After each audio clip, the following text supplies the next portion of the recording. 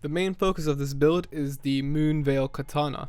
This weapon is amazing. The skill Transient Moonlight is fast, does a lot of damage, and can stagger basically any enemy in the game after 2 to 4 swings.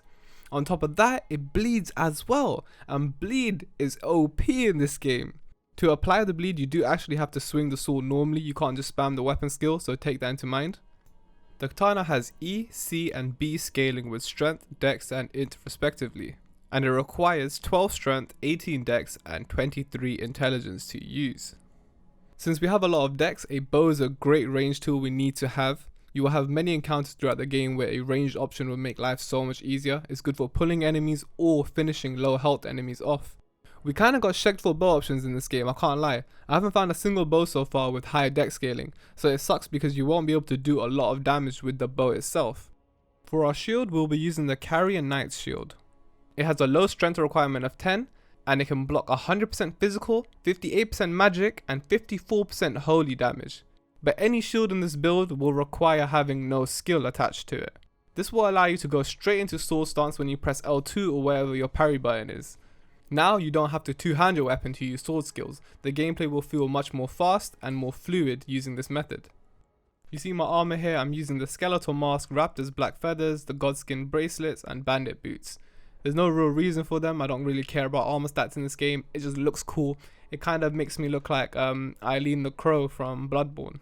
It just looks fucking dope, I look like some fucking reaper. The talismans in this game will let us get a bit more creative with our build. So let's start with the most important one, Radagon's Soul Seal. This is by far the best talisman I've found, and I wouldn't be surprised if it's the best talisman in the game. It essentially gives you 20 free levels by giving you stats in Vigor, Endurance, Strength and Dexterity. The trade-off is that it increases the damage you take by 13% according to the wiki, but in my opinion this is a trade well worth making considering how valuable 20 levels really are, especially in the later stages of the game.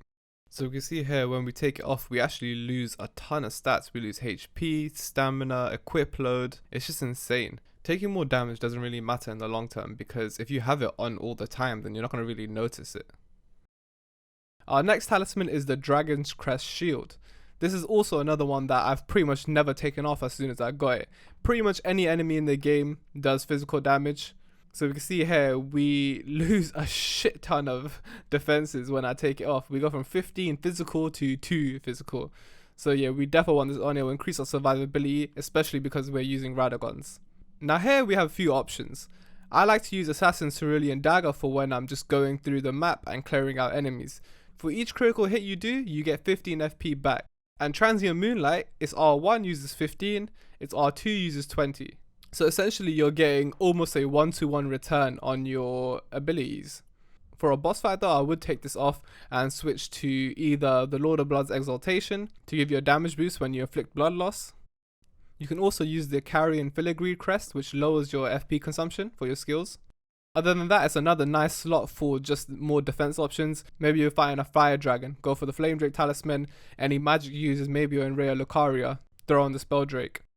These heirlooms are also amazing. They give you +5 to whatever stat you want to apply them for. These are good for meeting stat requirements for different spells or weapons or whatever. If you want raw damage, either throw on some dex or intelligence. You see I actually get more damage from the intelligence charm because my int is a bit lower. For the fort slot, this is another utility one. Just throw in whatever you feel like you want to use. I use the gold scarab because I want more runes from enemies when I'm just going around killing them. In different areas, for example, I might throw on the mottled necklaces. And maybe in the future, if I find a magic scorpion charm, then I would definitely use that as well.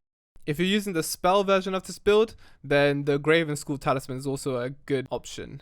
Let's talk about the flasks. You always want to have at least one cerulean flask with you at all times. This is because when you're killing enemies, you can get flasks back. And when you inevitably run out of FP from spamming Transient Moonlight, you're gonna want to be able to recover that somehow, outside of just going for critical hits. So having one means that if you kill a pack of enemies, you can get one back. If you don't have any, then I think you're just doing yourself a disservice, to be honest. You should always have at least one.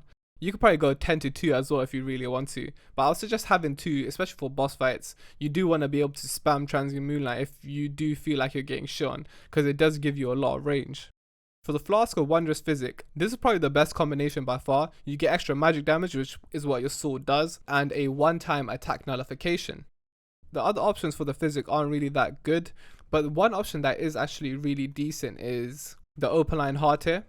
And lastly, the Ash we are using. Just bear in mind, the Mimic Tear will completely trivialize any encounter. The only time I ever use this is when I'm up against a gank boss. I just don't want to fight fucking 2 Crucible Knights at the same time, you know, it's just too much. The main lure of this Ash, other than just being completely broken, is the fact that it uses HP rather than FP to summon, which is fine, right? We can easily heal that up, and that means that we get more uses of our attack skills. What's also cool about the Mimic Tear is that our clone can also use the weapon skills for the sword, so they can also just shoot at Gesuga Tensho waves like it's nothing. It's amazing, but it trivializes pretty much any encounter you summon it for. I wouldn't suggest using it unless you're really struggling with something. Alright, let's talk about our stats. So on the left here, you're pretty much seeing the ideal spread in skills that you want. The only problems that I had is that because I started with a bandit, I have 14 arcane, which is way too high. I don't want anywhere near this amount of arcane, but I'm stuck with it. Also, if there is a starting class with 7 strength, then you probably want that too, because that will allow you to literally hit the 12 mark for the katana. Other than that, you want 30 vigor. 30 vigor gives us 1000 base HP. With Radagon Soul Seal, we get more, but we want the base amount to be decent. For mind, we want 14 for the melee build. This gives us 81 FP. If you're going for the sorcerer build, go for 20, you get 100, so you basically get 20 more FP. This will allow you to throw off some more spells while also using your sword skills. But for the melee build, 14 is more than enough. Most of the time, 4 uses of our skill will stagger a boss, so that's more than enough. I have never had problems with stamina in this game. It's really unique amongst the Souls games because normally I'd at least get endurance to 20. But in this game, I just don't think it's worth it. You only get 2 points of endurance per skill upgrades. I've never thought to myself, oh, I wish I had more stamina right now. And everything in our build is really light. The katana, the bow, the shield, our armor. We don't need equip load either because we get more from Radagon Soul Seal. Like I said, we ideally want 7 strength to have a min-maxed build, but a 9 is fine. Anything above a 7 is fine. If you don't want to use Radagon Soul Seal, you will have to get 12 right here so that you can actually use the katana. Let's talk about dexterity and intelligence. Both of these scale up our weapon. So what we're seeing here is that our stats are going up a lot every time we level up. But as soon as we go past 50 int, we only get a 1 increase in damage every time.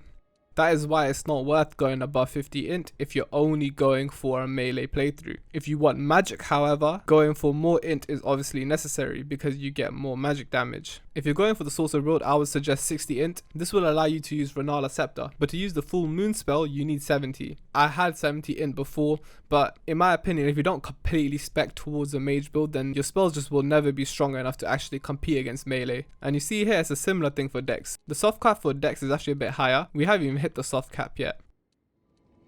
The reason this build is so strong is because you can stagger bosses very easily by just spamming your weapon skills. When you're weaving in your normal attacks, you can also bleed them and do a shit ton of damage on top. This weapon is pretty much a jack of all trades. It has melee, it has ranged, it has physical and magic damage. For the playstyle of this build, you really just want to stay as aggro as you can. You want to bum rush bosses because staggering them is not hard at all. Use your horizontal slash for multiple enemies, and then your vertical slash for single target damage. If you enjoyed the video, please don't forget to leave a like and comment as well if you want to leave some feedback. And if you want to see more content like this in the future, be sure to subscribe. Peace.